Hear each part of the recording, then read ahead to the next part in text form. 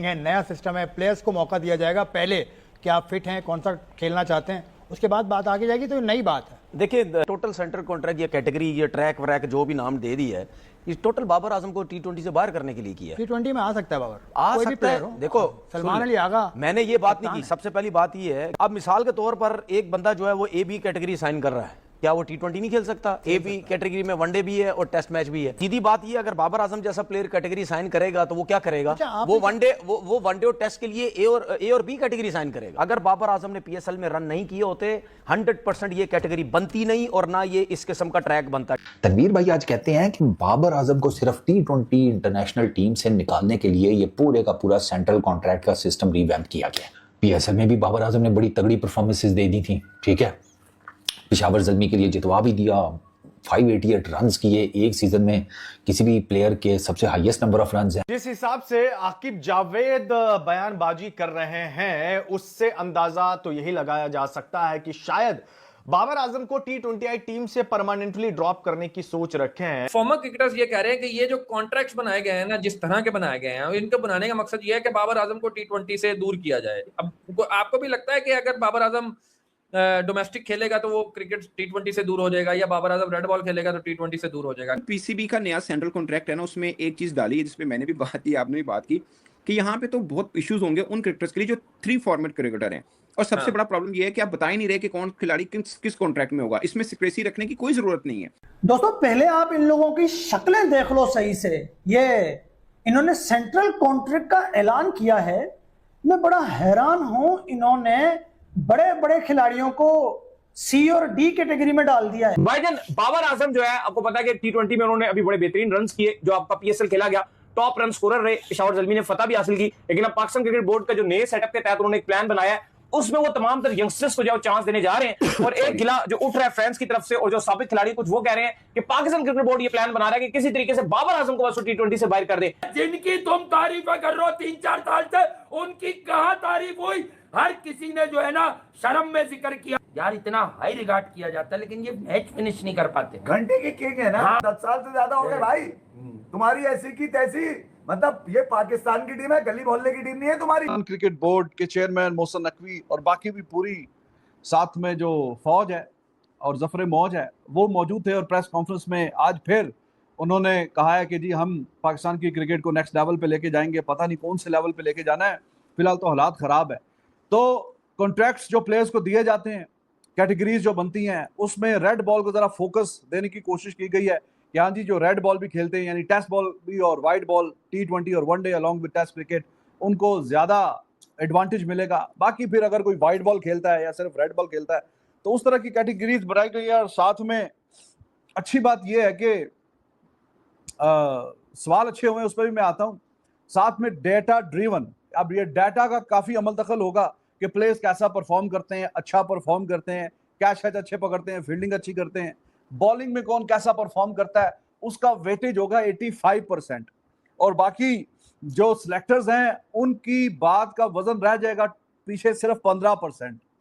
तो डाटा से ही सारा कुछ पता चलेगा कि हाँ जी जो भी क्राइटेरिया बना है, किस प्लेयर ने कैसा परफॉर्म किया है, अच्छा किया। ये मोहसिन नकवी और हमारे तुर्रम खान, ये आकिब जावेद नासूर, ये आकिब जावेद चीफ सिलेक्टर साहब हैं, इनके फैसले देखो यार। इन्होंने A, B, C, D category में किन खिलाड़ियों को डाला है, मैं तो हैरान रह गया। क्या है ये? A कैटेगरी में रिजवान है, सऊद शकील A कैटेगरी में, साजिद खान भी A कैटेगरी में हैं, और आमिर जमाल, ये 4 खिलाड़ी A कैटेगरी में हैं। अब रिजवान का तो समझ में आता है, सीनियर है, लेकिन आमिर जमाल, सऊद शकील और साजिद खान ये अगर A कैटेगरी में हैं, तो फिर नसीम शाह, बाबर आजम, फखर जमान, शाहीन शाह अफरीदी ये क्यों नहीं है?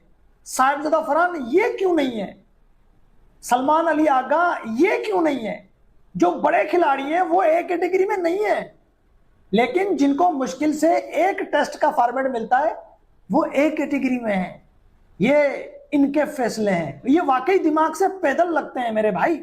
अब इन पाथवेज के अगर आप हिसाब से देखें तो बाबर आजम टेस्ट और ODI में आपको समझ आएगा, ना सिर्फ टेस्ट में समझ आएगा, ना सिर्फ ODI और T20 में समझ आएगा, वो कहीं पर नहीं, वो आपको टेस्ट क्रिकेट और ODI क्रिकेट में समझ आएगा।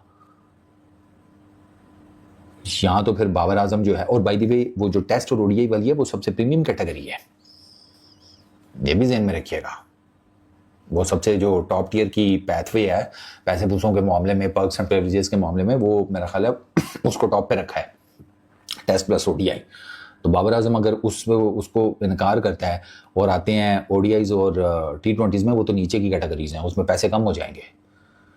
तो ये बाबर आजम को निकालने के लिए ये सारा फार्मूला जो है वो डिजाइन किया गया है। मसला क्या है कि जो नीचे खिलाड़ियों की मोनोपोली है, ठीक है, मैं कोई गलत वर्ड ऐसे नहीं बोलूंगा, किसी को नहीं बोलना चाहिए, लेकिन बात यह कि ये बेशर्मी जो होती है ना, ये जो बेशर्मी होती है, हाँ, ये जो बेशर्मी और बेहयाई होती है ना, इसमें हमेशा एका हो जाता है, क्योंकि पता होता है कि तू भी नंगा हम भी नंगे, तो एका कर लो, सही है। तो बात यह है कि देखें, हम जो मैनेजमेंट के लोग हैं, जब आकिब भाई अब क्या करते हैं मुझे उससे कोई गर्ज नहीं, लेकिन आकिब भाई at that point of time he was absolutely right जब उन्होंने ये कहा था कि अबे यार ये अपने रन्स करते हैं और हम तो बाबर को आउट ही नहीं करते। बिल्कुल सही कहा, बिल्कुल। ये भले बाबर आजम साहब के लिए थी, मैं पहले कह दूं इज्जत माफ जनाब हजरत बाबर आजम, लेकिन बात ठीक थी कि उन्होंने आइडेंटिफाई की थी बेसिकली उन्होंने आइडेंटिफाई की थी पाकिस्तान क्रिकेट की रियल प्रॉब्लम, कि बाबर और रिजवान अपनी जात, भाई देखें आप अपनी जात के लिए खेलेंगे, अपने ही जज्बात के लिए खेलेंगे, अपनी ही बेगैरती के लिए खेलेंगे, तो आपको कभी भी सामने वाले की समझ ही नहीं आएगी, ठीक है।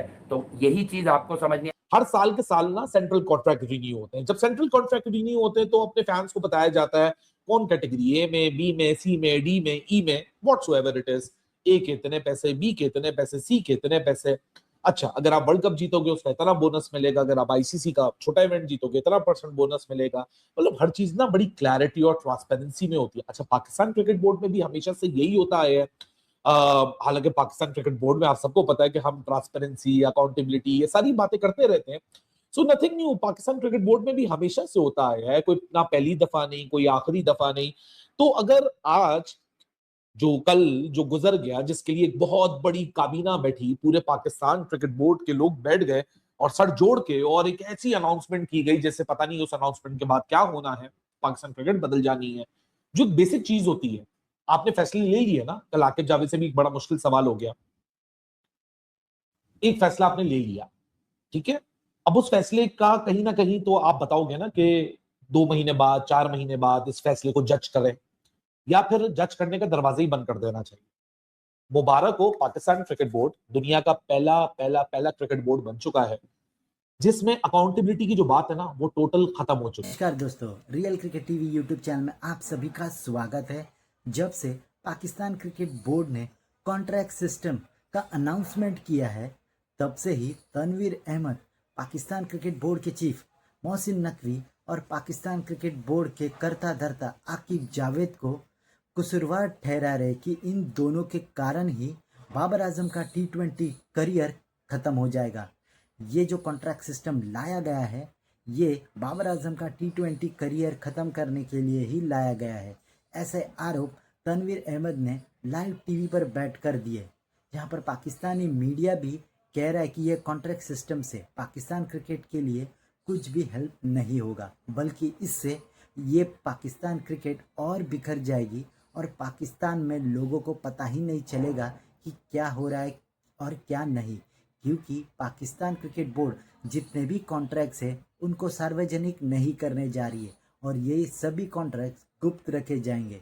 पर ऐसा भी पाकिस्तान मीडिया में चल रहा है कि जो प्लेयर्स T20 खेलेगा उसे पे आउट कम मिलेगा और जो टेस्ट मैच खेलेगा उसे पे आउट ज़्यादा मिलेगा, पर उसे बाहर क्रिकेट खेलने के लिए NOC नहीं दी जाएगी। इनडायरेक्ट ये केओस पाकिस्तान क्रिकेट बोर्ड द्वारा किया गया, जिससे कि किसी को पता ही नहीं चल रहा है कि आखिर में क्या हो रहा है, और अगर ये लागू हो गया तो इससे पाकिस्तान क्रिकेट तहस नहस हो जाएगी।